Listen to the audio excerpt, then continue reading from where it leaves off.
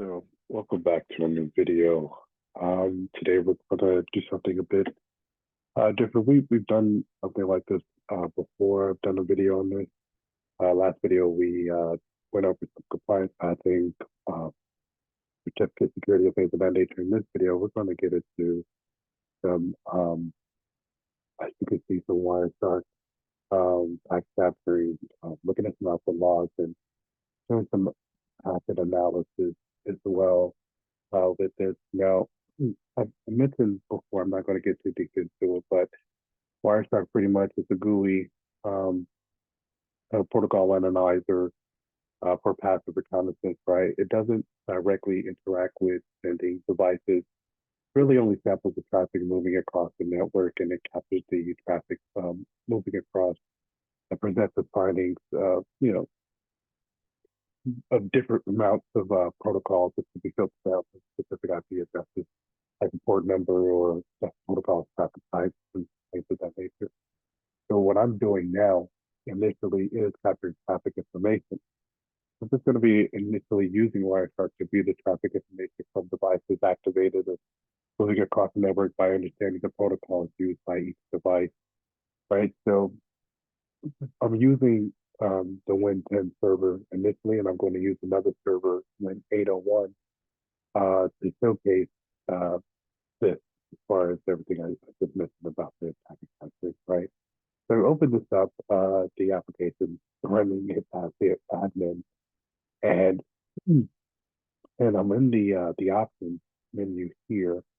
Take a better look at the different settings for what I want as far as when it starts to capture the network information, right? So I'm ensuring that the adapter here, right, is set to the particular adapter that I want with the virtual switch, and that the promiscuous mode uh, um, is also enabled, right? As you can see here, the network, usually a network card would only capture the traffic that's its own network address, but if we want to capture all the traffic that the network card can see, then we mark this option, which is why I wanted to do that. And then I also wanted to make sure that um, it also has another capability that the PCAP NZ would be selected as well. Um, and then we would be able to start uh, as I already started here, start the network capture and the packet capture rather. Um, let's see. Actually, it should have given me that option there.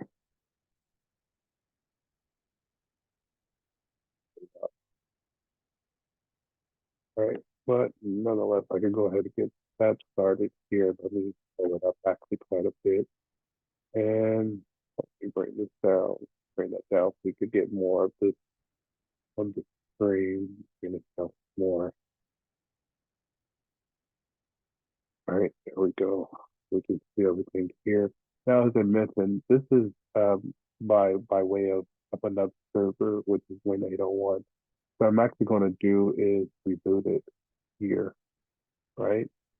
And so I'm going to leave the packet capture running for about a minute so we can collect information flowing across the network device. And we'll be able to see here, we'll be able to observe the packet capture window while this reboots, right? And then I'll see some ARP data as well as some TCP traffic. But we want to look for particularly the ARP request when 801 starts. And I also want to bear in mind that the IP for this device um, is listed, it should be listed um, here as well. Um, and I'll need to look for that particular address. Now, once the device has rebooted successfully, I'll end the packet capturing process and Wireshark here by just pressing the red square button here. And it should just take a few moments. I'll actually probably place you guys watching the video on the other side when it's finished, just to cut down on the time for this video. All right, so as you can see, fully rebooted. I'm actually going to log in here as well.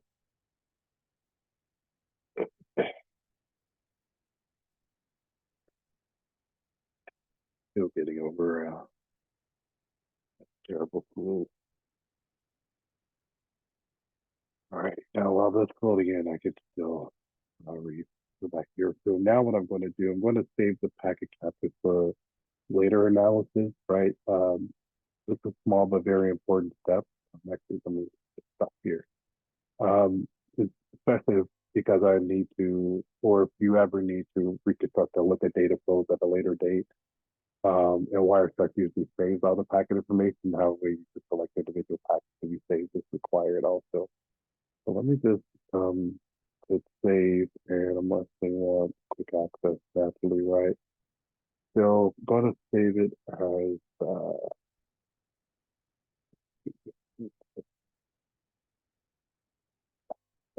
thought I was typing.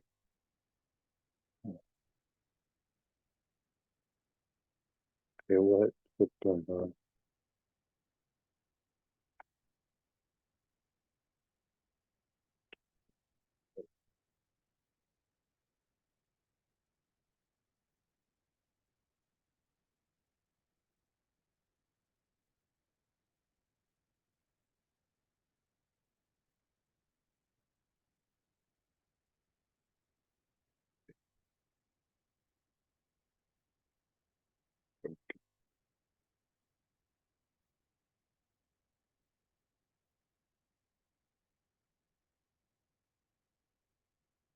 Now, because you can also save it in different forms, right? So we're going to save it as the original PCAP NC, right? However, sometimes you may need to change the file type for other programs like TCP to help review contents of the file. But if we look at the drop down here, we'll see a lot of different NetX frames, Netfer, NetCon, and a few others modified TCP stuff as I mentioned. Um, so yeah, all different types of interesting types can be considered, but I'm going to save it as PCAP because we're only going to look at it at least within the confines of this lab um, within Wireshark. So I'm just going to save that here. And so now we can, again, at any point, we make a mistake during the filtering process. But I'm about to do a few things with, I'll be able to actually load up the capture and continue going by going to open and then locating the document that I just saved for us, right? So now I'm just going to do some packet analysis, right? So there's a lot of information generated throughout networks, and Wireshark does an excellent job of organizing it. However, there's still a lot of information to go over initially. So what I'm going to do first is analyze the packet information. So I'm going to explore details of how to understand traffic flows using the main interface that lists the information according to different tabs, and then move into basic filtering techniques.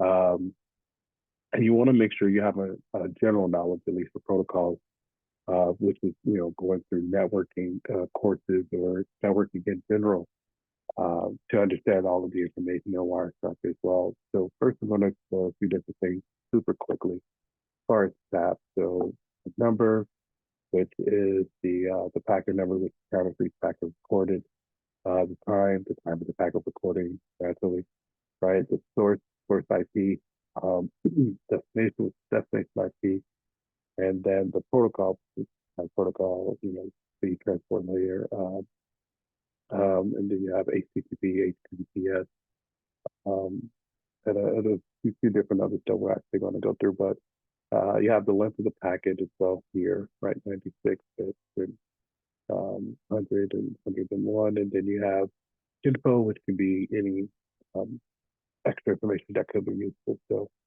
um, first, I'm going to click on the protocol tab, right, in order to list the information by that type. So it's going to list the ARP protocol first. Let's scroll up here. There it is. All right. So and I'll be able to quickly discover the devices, make a request for information by checking the info tab as well, right? So just got to scroll through the details to find the results of the ARP session. We can use a filter here as well. And from this method, I actually Just take a look at all the communicating devices, which are all calling out to check each other's IP addresses. And we can learn that and I'll learn rather that the IP addresses listed for all switch on devices which are connected to the same. Um, the internet, which is the one I selected when I started the packet capture, right? We can see calls for we can see calls for 192, or I'll just say the last four, 0.250, 054, sorry, zero point 0.4, things of that nature. And you can see the calls for DMO1, that server, asking for information about another server, which could be DCL1. But we also see devices establishing their addresses, right? For example, the zero point 0.4, which is Win10, the one that we're currently on here, and it's confirming its address location at, let's see, what I remember, it ended in 0338.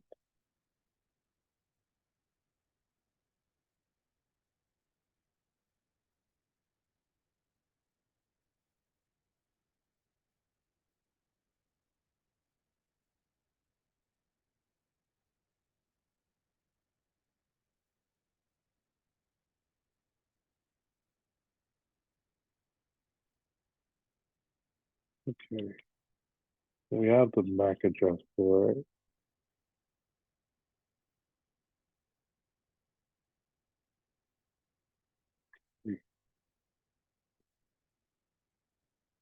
Right here it is.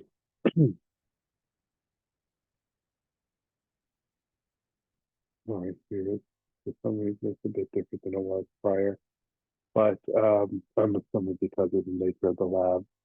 Now, it's just confirming again, it's address locations, right? Now, if we scroll down a little bit further to search for the device you've rebooted, uh, actually, no, we don't. We could go here, which is zero point 0.5, right? Now, its frame can be seen making a gratuitous request via a broadcast, right? Effectively setting its source of destination address information against its IP. So, if another machine did own zero point 0.5, which is Win 801, would detect a duplicate IP address and prompt the user to change the configuration. Now, what Wireshark does is decodes the OUI, and we can actually expand the MAC field to decode the multicast broadcast, right? Let's see, let's go here, right? So we can like open this up here,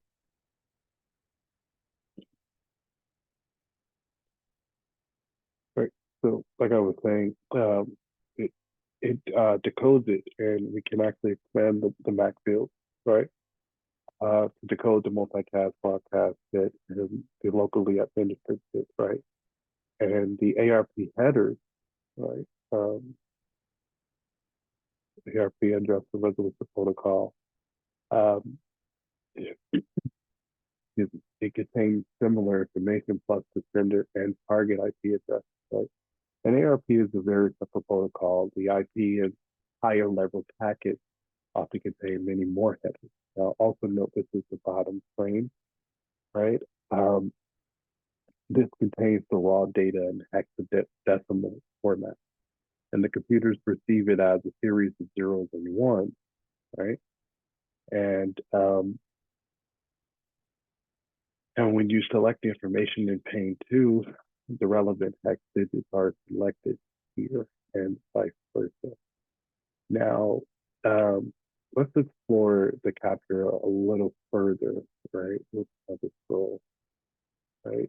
So throughout the capture, and we could take a look at a few other things, right? And one of the things for, on first pro is that there are different colors, right? You see on the side here, we can also see here um, the color coding that Wireshark uses to clarify the different traffic types, which is another great thing to help uh, for faster efficiency, right? So color code, right? So you'll see different packets highlighted in green, blue, and black. And they use the color to identify the types of traffic at a glance. So by default, green is TCP, dark blue is DNS, Light blue is UDP and black identifies TCP, transport surface control, packaged with problems. Um, for example, they could have been delivered out of order for instance. So I'm gonna take a look into our filters. We can do a little bit of searching here. Yeah, that's there. Hmm. Okay. Um, good. Should have given me a different. Um, should have given me a different here. Let's just do DNS. Yeah, that's better. Not sure what happened there, but good. Now it only shows up the DNS protocol. Let's make it right. From here we can confirm again the IP addresses which are communicating across the network. For example, we can actually see. Let's see. Uh, where is it here? I saw it before. We can see different devices operating on different IPs. Um, in general, I was looking for a particular IP for a particular server that we have. In this case, Kali Linux, right? But you'll see queries going out to you see Microsoft.com live, and should be our domain name for the practice lab, but nonetheless, it's fine as long as we're able to see the concept. But yeah, you can see queries going out to different domains, another queries being made for updates like Microsoft. I'm just going to clear out this filter here. I deleted the filter syntax and come back to the original capture. Now, if we move down, we can move down to the protocol. Let's see.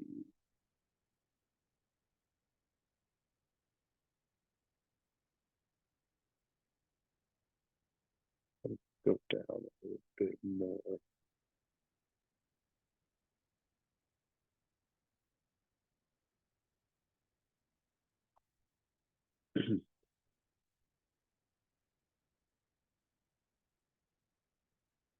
Oh, I was almost there. Seems like we don't have it. Um, again, if mistakes can be made, but that's why you save your captions, right? Just in case. All right, so I'm looking for the STP protocol so we can actually see Cisco as a source device, the spanning tree protocol, or STP, right? So what happens is, I want to get an actual depiction of this. Let me see if I can. I doubt I'll be able to see this. Let me.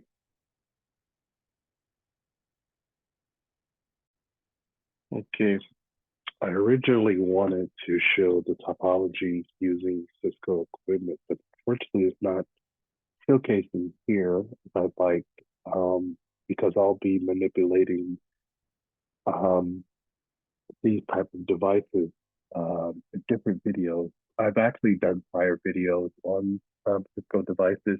I'm also going to be doing other videos on it as well. But as we move down the list, we can then see our protocol for syslog here in just a moment. Now, far enough.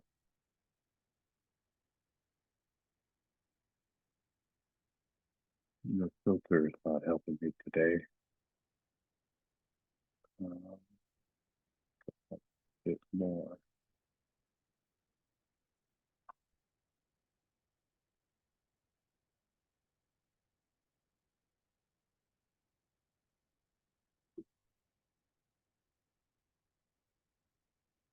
So helpful. Yeah, nothing. Huh. Should be able to normally, right? But what the syslog does, it typically just sends information about errors to a central repository and often uses uh, FortiGate just to perform the job. So, however, by default, it doesn't secure the information.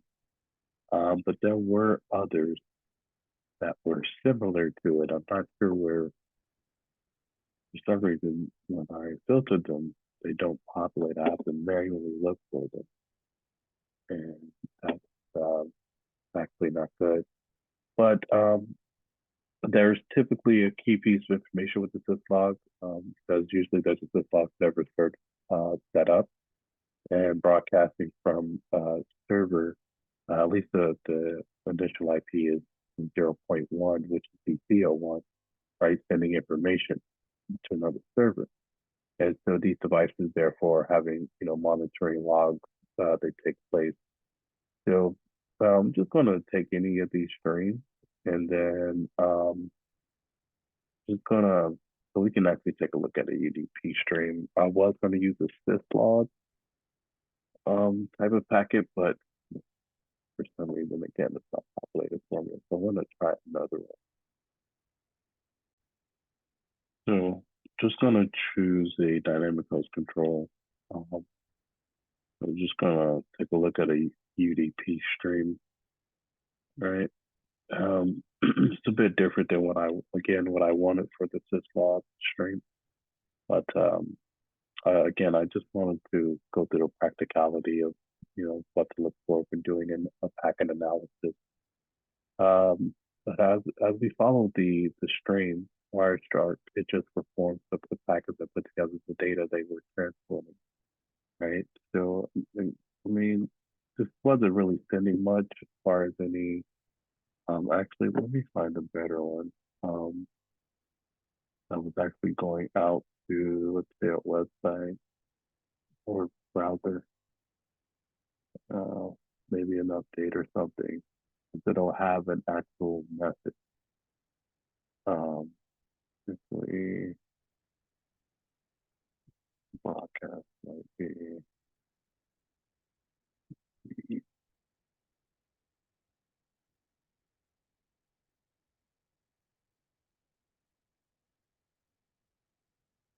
and this is looks like as close as it's going to get because all of the other servers are just on. They're not really, they're just there. They're not really doing anything. So I'm not going to, again, get what I want because it could have a completely different, uh, log here as far as um, is this trying to perform an update and maybe saying, hey, that the update can't be performed. Here's why. There's a legitimate conversation that's actually going on, and I really want to uh, take a look here.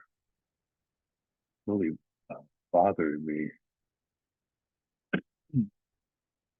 that can't get more. I think this is really as good as I'm going to get.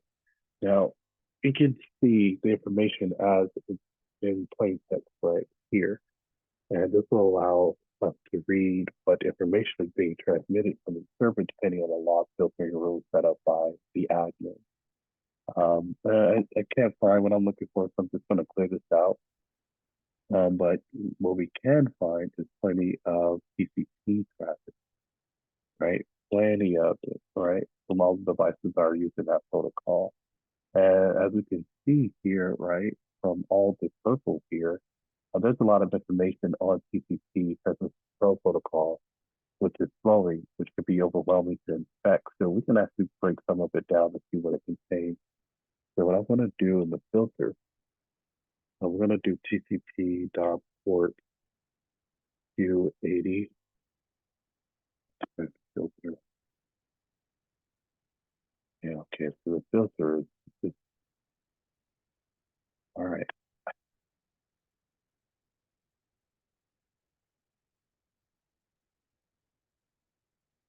Okay, that's better. Even though it's again, it's yeah. So we can investigate any IP devices.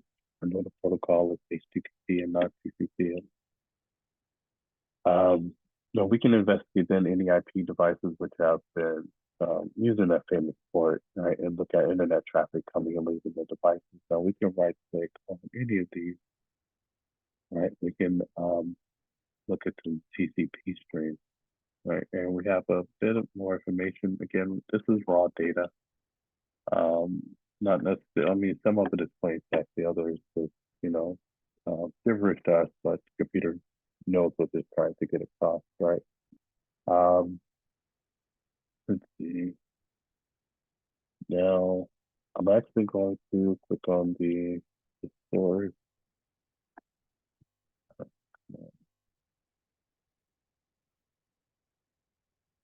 It's not giving me the source. I'm looking for dot and but that's fine. Going to take a look at the source IP, the destination IP actually, and follow the same, but this time I want to, I'll still do it. Um, and I'll follow the, yeah, is it here, HTTP, if it lets me, there it is. All right, so here we can see an application type being called through a keep alive connection. Not exactly, what it normally looks like. There's a bit more information, but that's because it communication is pretty straightforward as far as what it's trying to get across. You don't see as much. But previously we found, we were supposed to find the broadcasting sysmog information. Therefore, um, we can set that as a filter actually and look at only traffic flowing from this particular address that we want to take a look at. To apply the same syntax review in each specific IP filter. So let's do um,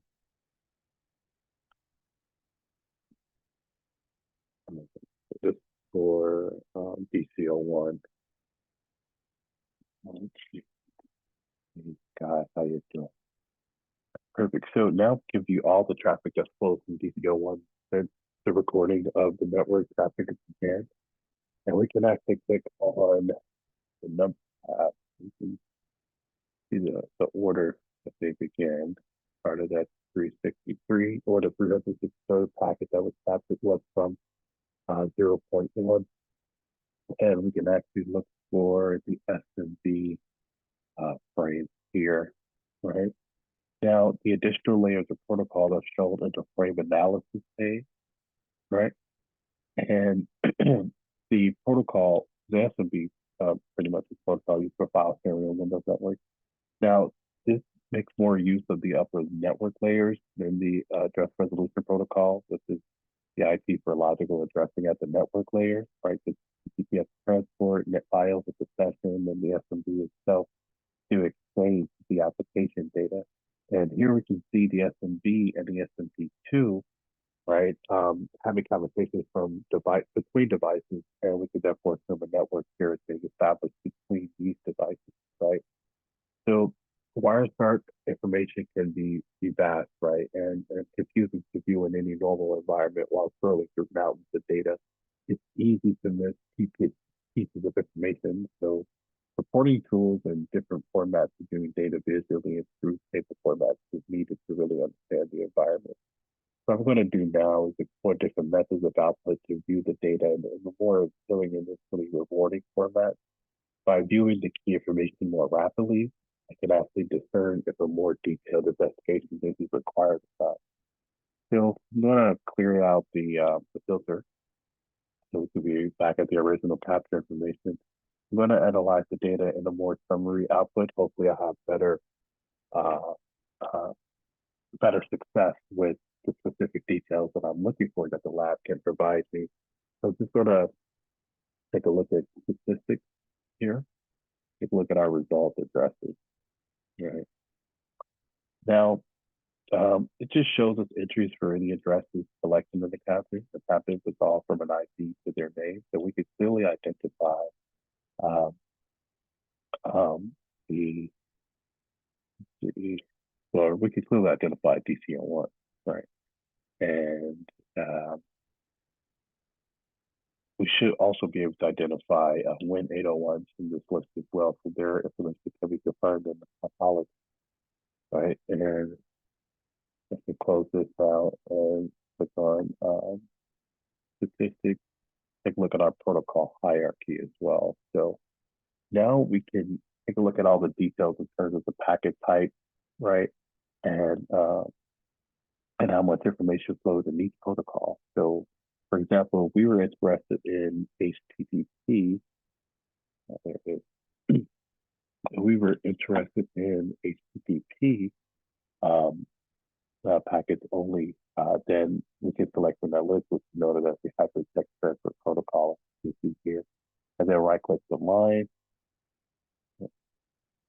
apply as filter, select it, right? And we'll be able to see that here, right? Now, we can see that the HTTP protocol has been applied as a filter, which then informs Wireshark to display the packets in the capture window. Now we are looking at only that type of traffic, so the filter also has the accepted syntax HTTP. So to discover any device communicating directly, we can click filter again. Take a look at this again, look at conversations, and then again, let's see. I'm looking for TCPE.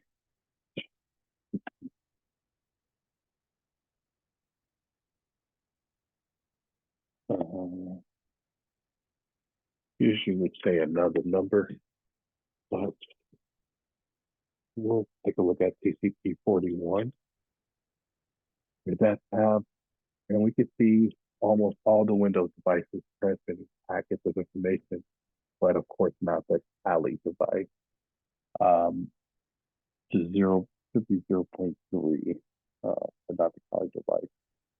Right? Really, it's just one device that's here. Interesting. Right. And now we can take a look at UDP as well. Right. And we can see, should be able to see Kali device here. Maybe because I never logged in for it to generate anything while it was capturing the packet. But everything but Kali is there as well.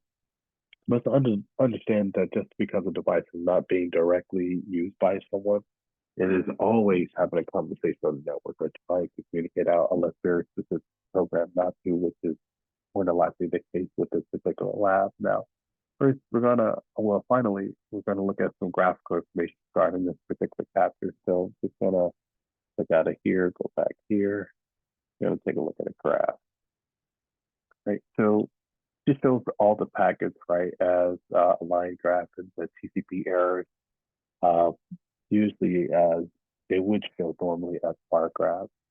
Uh, right, and let's actually only view HTTP traffic. So I'm actually going to click here. Um, let see. Let me do this here.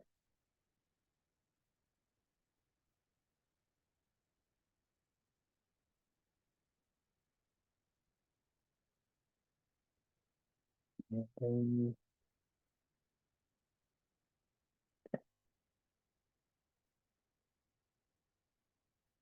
There it is.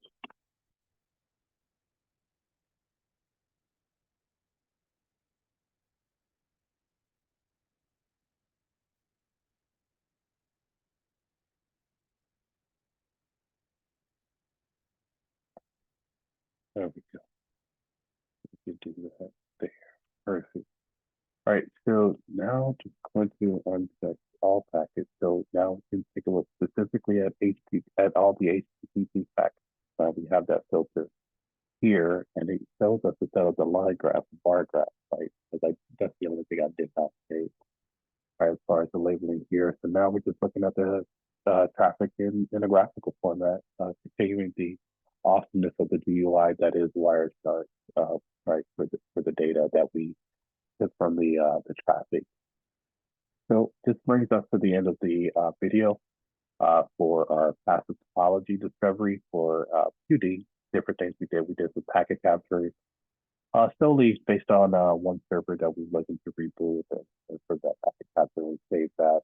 I was taking a look at some output logs. We did some different types of packet analysis, and how and different types of techniques of packet analysis as well.